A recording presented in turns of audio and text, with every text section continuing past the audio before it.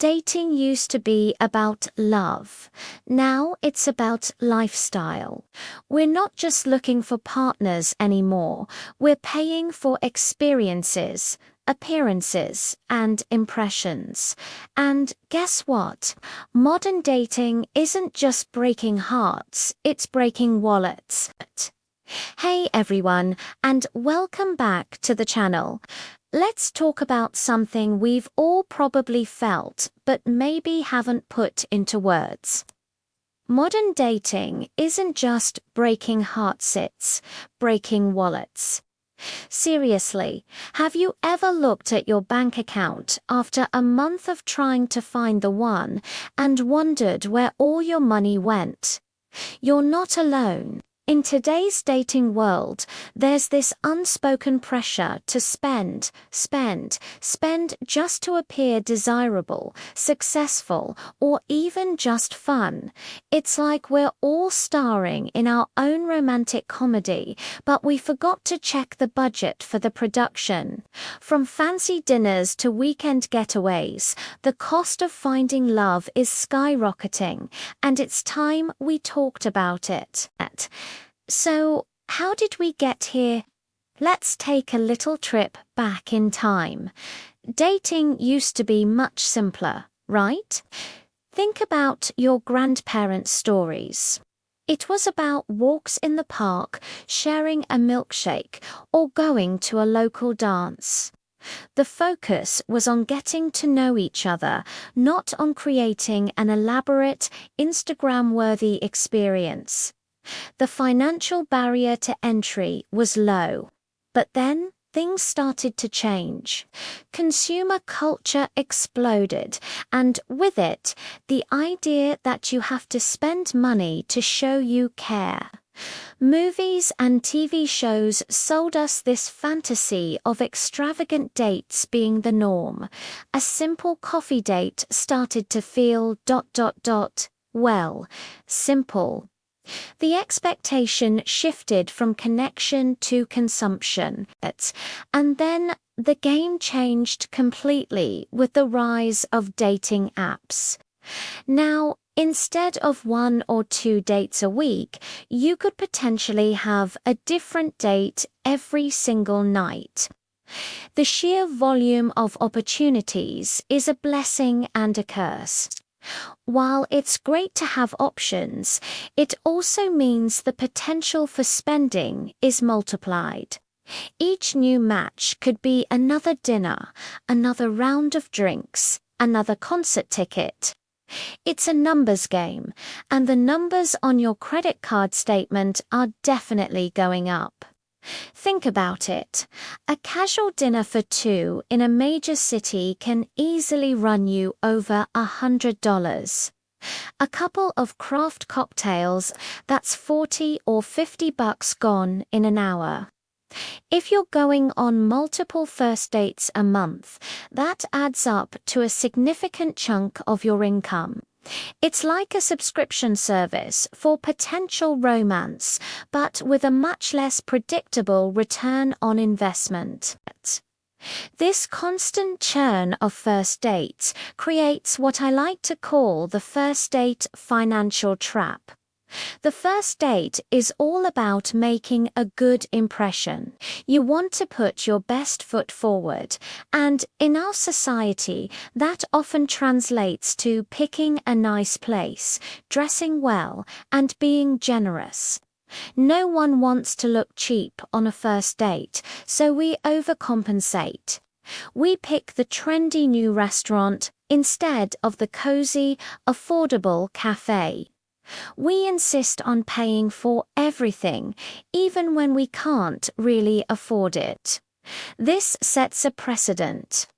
If the first date is a $100 dinner, what's the second date supposed to be?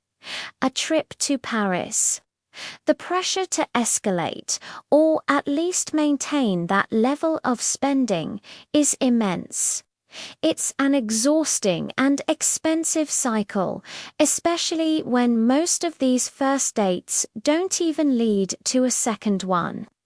You're left with a lighter wallet and not much else. beyond the dates themselves. There's a whole industry built around date readiness. Let's call it the globe tax. Before you even swipe right, the spending can begin. For many, this means new outfits to feel confident, a fresh haircut or color, maybe a manicure. There are skincare routines, gym memberships, and even professional photos for your dating profile. People are investing hundreds, if not thousands, of dollars just to prepare themselves for the dating market.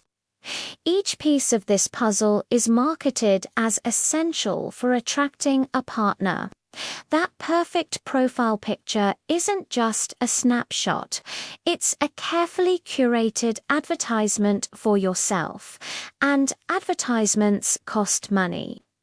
This hidden cost of dating is rarely discussed, but it contributes significantly to the financial drain.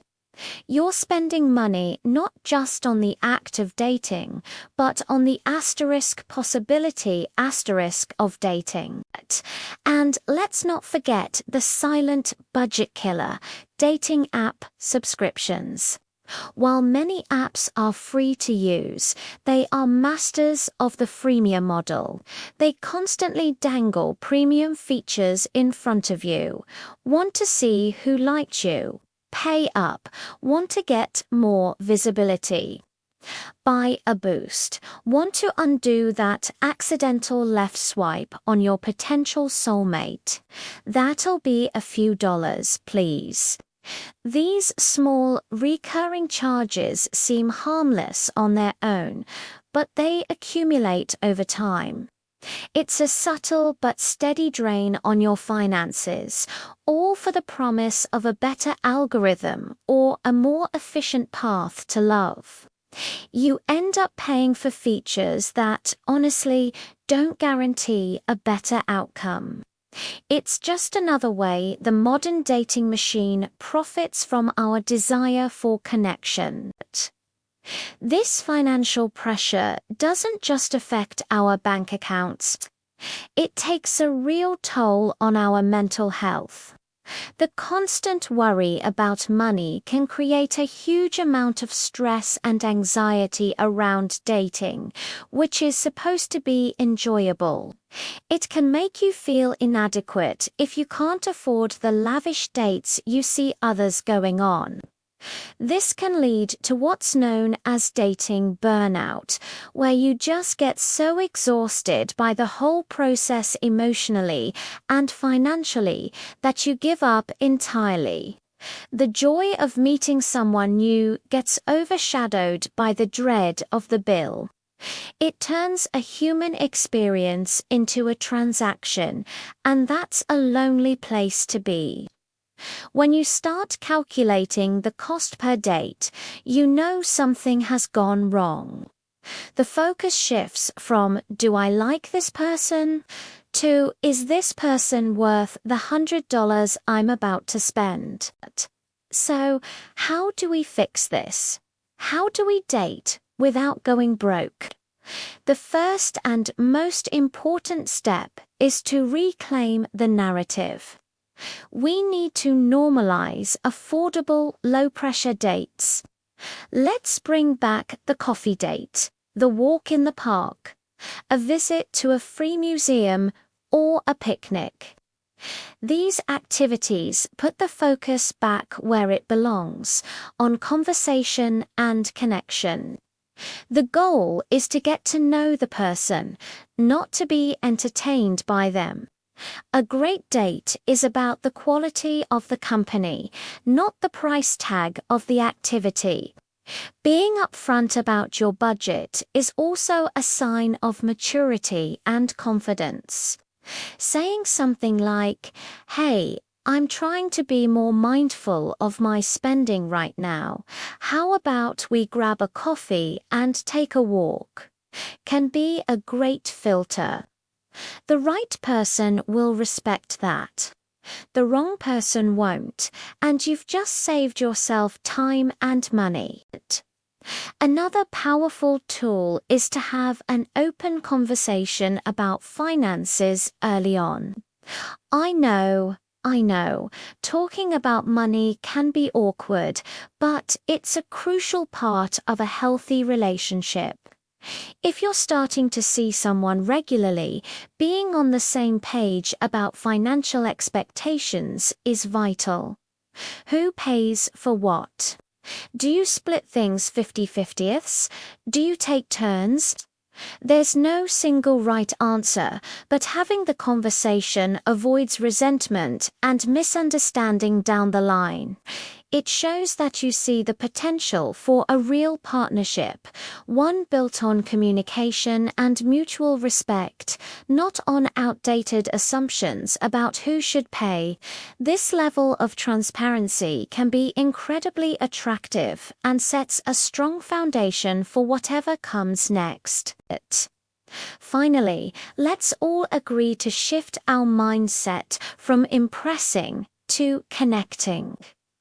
True confidence isn't about the fancy watch on your wrist or the expensive restaurant you chose. It's about being comfortable with who you are, and that includes your financial reality. A person who is genuinely interested in you will be interested in you. Your personality, your humor, your passions, not the size of your bank account. The most memorable dates are often the ones where you laughed the hardest or had the deepest conversation, and those moments are free. Let's prioritize authenticity over performance. Instead of asking, "What can I buy to make this date special?" ask, "What can we do to genuinely connect?" That simple shift in perspective can save you a lot of money and a lot of heartaches. Dating in the modern world is complicated enough without adding financial ruin to the mix. By being mindful, creative, and honest, we can navigate the dating scene without breaking the bank. Let's make dating about connection again. Thanks so much for watching. If this video resonated with you, I'd love it if you gave it a thumbs up and hit that subscribe button for more content like this. Drop a comment below with your own experiences or tips for dating on a budget. I'd love to hear from you. See you in the next one.